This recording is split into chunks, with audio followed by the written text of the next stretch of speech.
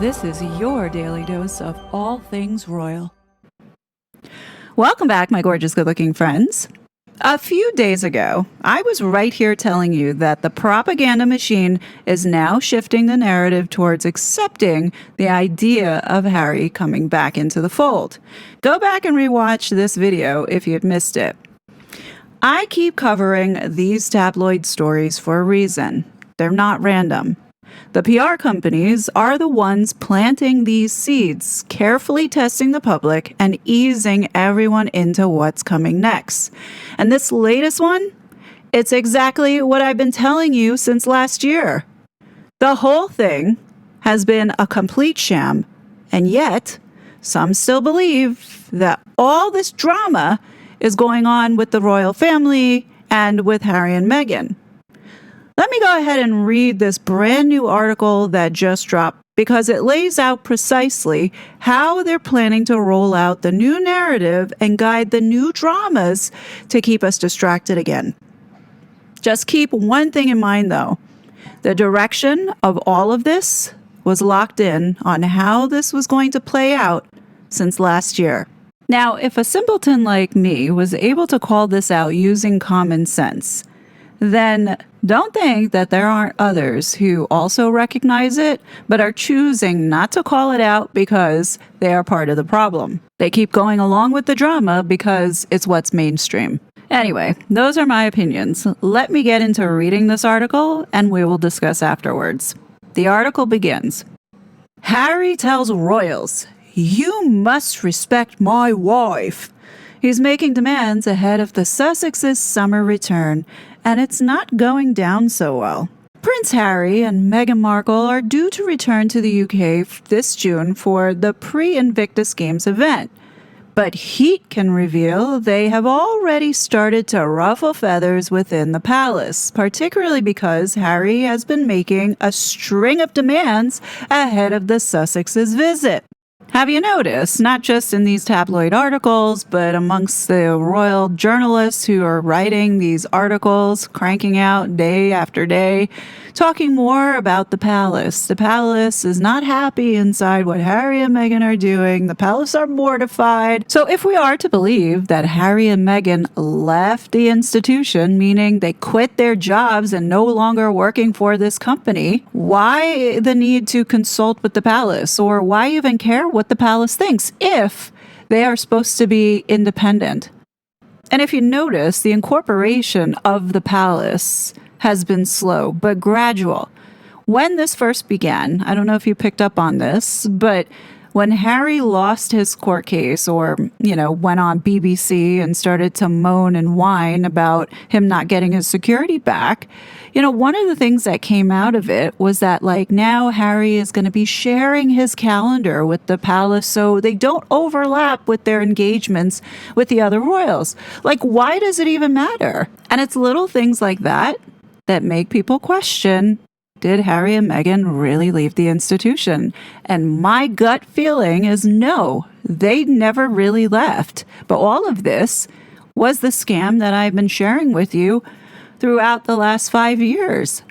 I mean, it's not far-fetched with all the information that I've put out there that support and back up this theory that this was a covert mission, that Harry and Meghan came over here in the United States to undermine the 2020 election, and then Meghan went rogue in 2021 thinking she could do better, and everything started to fall apart and turn upside down.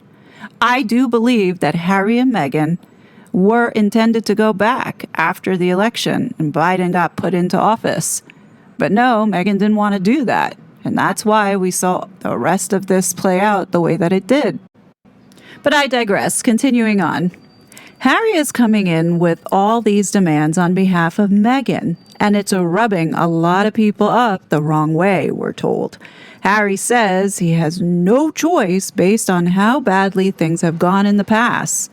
The last thing he wants is Meghan walking into a situation where she feels judged, and he says all he's asking is that she's treated with basic respect and not cast as the bad guy before anything's even happened.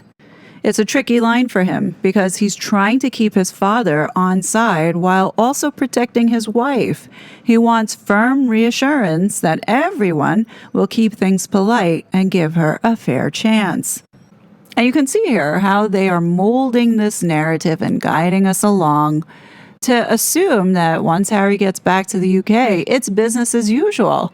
Like, help me understand what situation and scenario will Meghan be in where she will come face to face with the palace? Are they telling us that the palace is helping Harry with this Invictus? Because it sure sounds like it. If Harry and Meghan left the company, the palace owes Meghan nothing. They don't have to do anything. If they don't want to talk to her, they don't want to bow to her, they don't want to curtsy to her, they don't have to. She doesn't have any specific power or role in the institution unless they never left. And don't make any excuses for this guy just because he was born into a family that considers them higher than everybody else, because they're not. They are human beings just like you and I and hold no special power over anyone. They should not be treated as such. The article goes on to say, the insider continues. A large number of senior royals are outraged that Harry's had the audacity to make all these demands ahead of his trip. The fact that, once again, it all centers around Meghan and presumably ensuring she's treated with kid gloves. After everything she's said and done, it's out of order as far as the Waleses and Queen Camilla are concerned. King Charles is clearly desperate for peace and to keep all sides happy, but he needs to be careful. If it starts looking like he's treating Harry like the prodigal son, it will cause a lot of resentment. The source goes on, the irony is that Harry has been the one begging for the chance to come back, and now it's going his way, he's putting up roadblocks. People are assuming Meghan is the one pulling the strings, so in a way, he's making things worse. Charles wants things to go smoothly, but considering how openly opposed Camilla and William are to this, he doesn't have an easy path. Harry, 41, is scheduled to return in July for the Invictus Games one-year countdown event in Birmingham with wife Meghan and their children Archie, 7, and little Betty, 4, by his side. It would mark Meghan's first time back on UK soil in nearly 4 years, since September 2022, when she supported him after the unexpected death of his grandmother, Queen Elizabeth II. Oh, Meghan supporting Prince Harry during that time? I recall Meghan made the Queen's death all about herself, so I'm not really sure how that was really supporting Harry. There have been reports Harry is hoping the King might invite them to Sandringham, the royals' Norfolk estate. If the King was to say, come up and spend some time with the family, he'd love that, a source said. While a reconciliation between Harry and his dad now seems likely, there it is, folks. They're telling you it's going to happen. The trip, which follows Charles and Camilla's official visit to the U.S. last week to meet President Trump, could raise further tensions between the Sussexes and Prince William and Princess Kate. Now, they couldn't say in this sentence, the Sussexes and the Waleses. No, Meghan Markle had to put that dig in and call this woman Princess Kate, whoever Princess Kate is. No, it's Princess Catherine.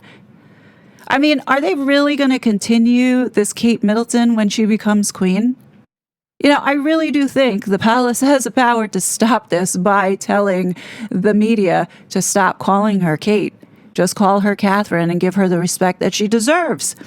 Anyway, the relationship between the two families has been strained since Harry and Meghan quit their roles as working royals in 2020 and left the UK for America, settling in Montecito, California. Yes, we know they quit their jobs and left the company. Last September, Harry spent an hour with his father over private tea at Clarence House. It was the first time in 19 months that they had met after Harry flew to the UK in February 2024 following Charles's cancer diagnosis. Sources say Charles would like to build upon his relationship with Archie and little Betty and is looking forward to hosting them. The king hopes to see more of his son and spend time with his grandchildren.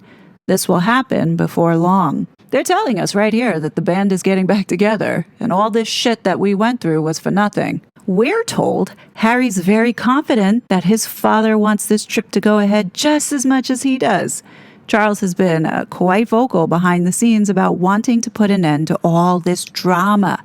He wants to see his grandchildren, and he wants Harry back in the fold. And there it is, in black and white. Let me go ahead and pause for a second. You know, there was a time before Harry and Meghan, I would look at these tabloid magazines and say, this is just gossip and entertainment, nothing to take seriously.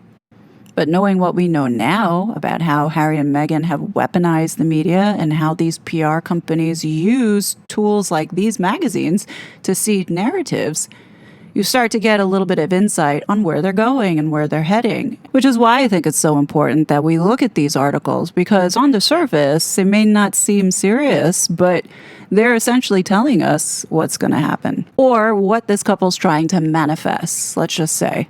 So again, let me reread this last line. He wants to see his grandchildren, and he wants Harry back in the fold. That's becoming impossible for anyone to deny. So although there's already a lot of resentment brewing over the fact Harry has all these demands about Meghan, he isn't letting that derail him. The insider adds, Harry was pushing to get some face-to-face time with Charles during his recent trip to America, but he had to accept that it wouldn't happen. Now, he's on a mission to arrange a call with his father so they can hash everything out. It's certainly not what he envisioned, and it was a real kick in the teeth that Charles didn't make time for him. But Harry isn't making a fuss because he's very aware he has to tread carefully right now. He's having to perform a delicate balancing act between standing up for his wife and continuing to build a bridge with his father. He needs to show he's willing to meet Charles halfway and not cause unnecessary friction. So if you haven't noticed, the media loves to just ignore things and pretend like they don't exist. So they're making it sound like Harry is on his best behavior, not to ruffle any feathers because he's desperately trying to build this bridge back, but fail to mention that Harry and Meghan both were so obscenely vulgar when they were in Australia that people just don't want to accept these two back. It's almost like that never happened. That trip was a success, and we're moving forward, period. The visit this summer is likely to be just the start for Harry, who's been pushing for him and Meghan to be accepted back as working royals on a part-time basis. You see, they're going to get the half in, half out. Because when you think about it, the monarchy does not have the manpower at this moment to be traveling internationally. And this was always probably the plan for Harry and Meghan. A source said he believes it's time to embrace this new chapter together, and he's ready to sit down with his father on his visit and make it happen. Harry keeps saying if they can get this trip right, it will be the first of many. He has high hopes. Charles is trying to keep things manageable, but he's also very aware of the resistance from other members of the family, which limits how much he can promise. As confident as Harry is in his father's support, he also acknowledges that nothing is guaranteed. That's exactly why he wants assurances locked in before Meghan sets foot back in the UK. Clearly, this is Sussex propaganda and has been put out there since we know a lot of times this is how the royals communicate with one another. Now listen to how Meghan's PR is trying to position Meghan. It says here, while Prince Harry is going all out to make sure the royals will welcome Meghan back to the UK, the Duchess of Sussex is working on her own charm offensive ahead of the visit. Sources tell us she's planning to arm herself with gifts, some of them from her As Ever Whatever brand, in an attempt to sweeten up the other royals. Meghan is very aware she has to handle things differently this time. She's learned the hard way that turning up with a long list of demands just backfires, we're told. Her approach is now going to be much softer, but make no mistake, there is still steel behind it. Hanging on to their royal titles is crucial for her brand, so she's motivated to smooth things over with Harry's family. The insider continues, She's going to come armed with a pile of gifts. She's tasked her staff with finding things for every member of the family. Even second and third cousins will be getting packages from her. There will be lots of her own products stuffed in, all the jam flavors, flour sprinkles, and bottles of her wine, and she wants it to feel really personal. We're also told that Meghan's focus is very much on repairing her relationship with her father-in-law during the trip. She's eager to sit down and chat with Charles. They had a great bond at one stage, and she would love to remind him of that. She wants to win over the wider family, too. She's determined to prove she's not the villain she's been made out to be. Meghan would admit there have been moments where she didn't always get that balance right and wants to correct that. That's why she's treating this trip like a reset. Her goal is to use this as a chance to show her measured side, but she knows it's an uphill battle. I think we all can agree that the royal family is not dumb enough to welcome back this viper into the fold. And I think there's going to be a lot of trying to slither her way back into the mix by doing all these kind things, like essentially love bombing the entire royal family. Notice how there's no mention that Meghan wants to reconcile with her own family. And this goes back to me saying, does this appear normal to you? Like, in any sane world that you're living in, the fact that you can't even do for your own family and expect now the royal family to now bend the knee to you, is like delusions of grandeur. Like, I feel this article was also written to gaslight the public. And what we see happening with these little seeds that get planted, they start to grow. And clearly from last year, when the idea of Harry wanting to go back home and the thought of him getting to be welcomed back into the fold was zero, we're now seeing it more and more in these articles and now aggregating up to the bigger platforms where these royal journalists are writing that, Harry and the palace are working to come back home. Raise your hand when I started talking about this last year and telling you that after Donald Trump got elected into office, we were going to start to see Harry positioning towards going back home. How many of you laughed and said, "Oh, that's never going to happen. William will never allow it"? Now, fast forward to present day, how many of you still think that way? Or better yet, how many of you still believe the Megxit story that you were told? Tell me what conclusions you're coming to. Do you feel that you were lied to?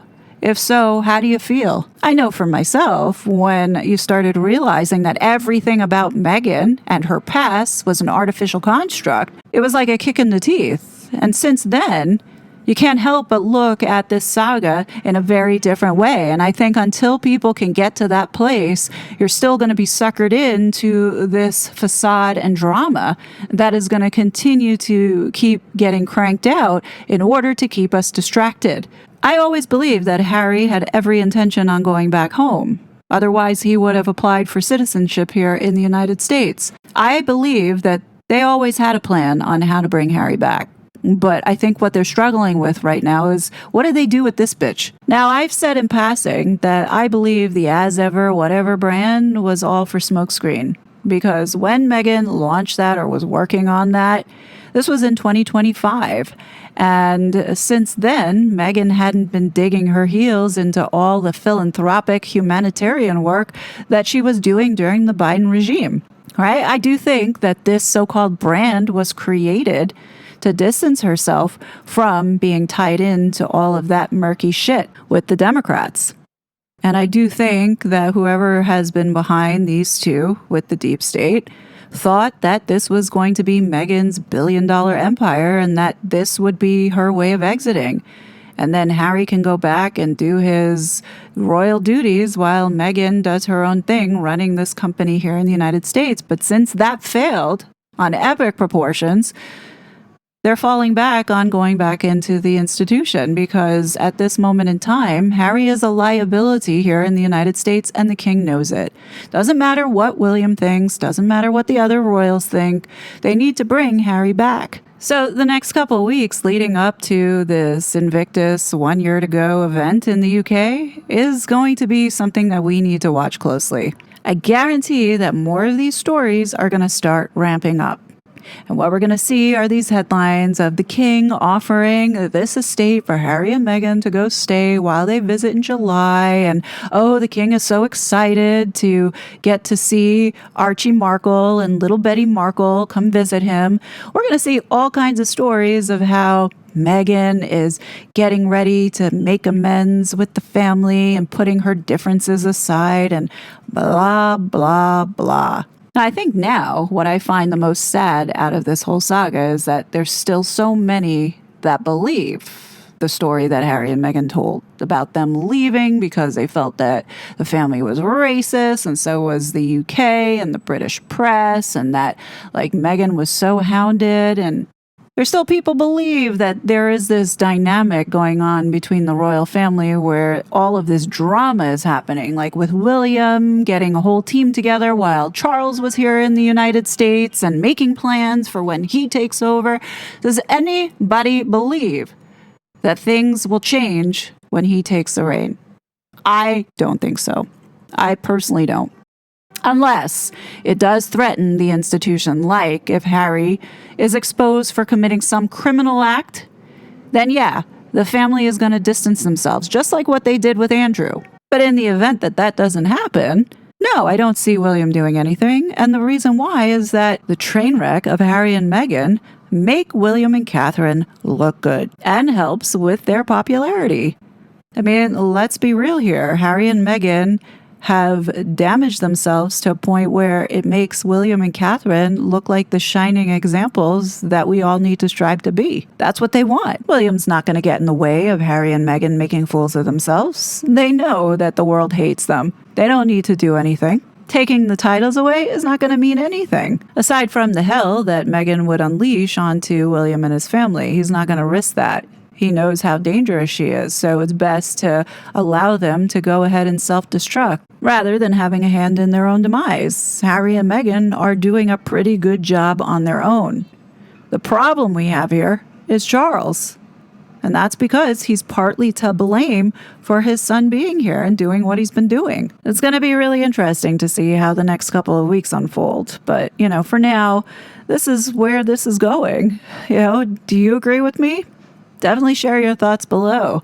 As always, I will be back with more content, but until then, please be safe, and I'll talk to you later. Bye!